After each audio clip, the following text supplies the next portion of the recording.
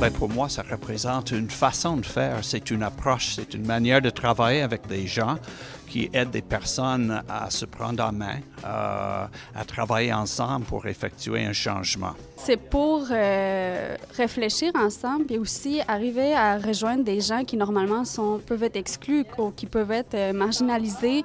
Donc c'est vraiment aussi un espace d'échange qu'on crée ensemble pour apprendre ensemble. Donc c'est pas juste les personnes qui animent, qui ont quelque chose à enseigner.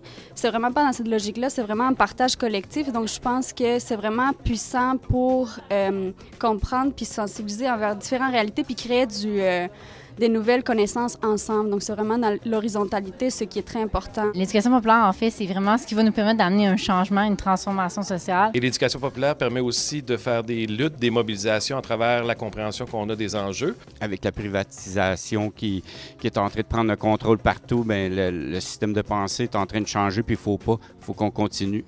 Il ne faut pas lâcher, il faut participer, puis il faut aider son prochain.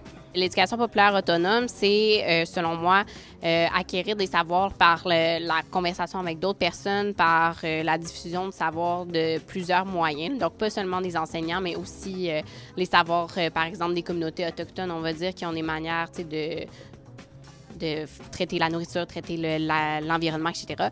Ou encore ta grand-mère là, qui savait faire des choses comme on le faisait à l'époque, le coudre, etc.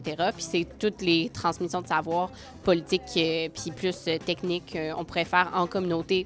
L'éducation populaire, ça vise, c'est une reprise en main pour moi de la conscience des gens, comment on peut construire notre vie puis être heureux aussi avec des valeurs qui nous sont chères, puis sans être toujours dans un paradigme de penser au fric, puis être que le seul but de notre vie, ça soit de faire de l'argent. Je pense que c'est une erreur.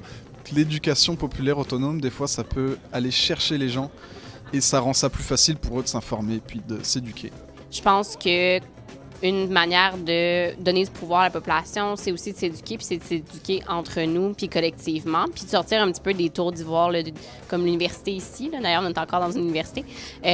Puis de faire rayonner ce savoir-là à l'échelle locale. Puis aussi, on se rend compte là, au contact des gens qu'on connaît pas grand-chose là, de la vie quotidienne, par exemple en agriculture, ou des savoirs un peu moins commun qu'on a tellement de besoins. Alors, le fait de mettre le monde ensemble pour parler de leurs problématiques sociales, des problèmes qu'ils rencontrent, bien, ça les déculpabilise aussi, ça les libère, en fait, de tout ce fardeau-là qu'on met sur leurs épaules, que la société met sur leurs épaules, ou le jugement social.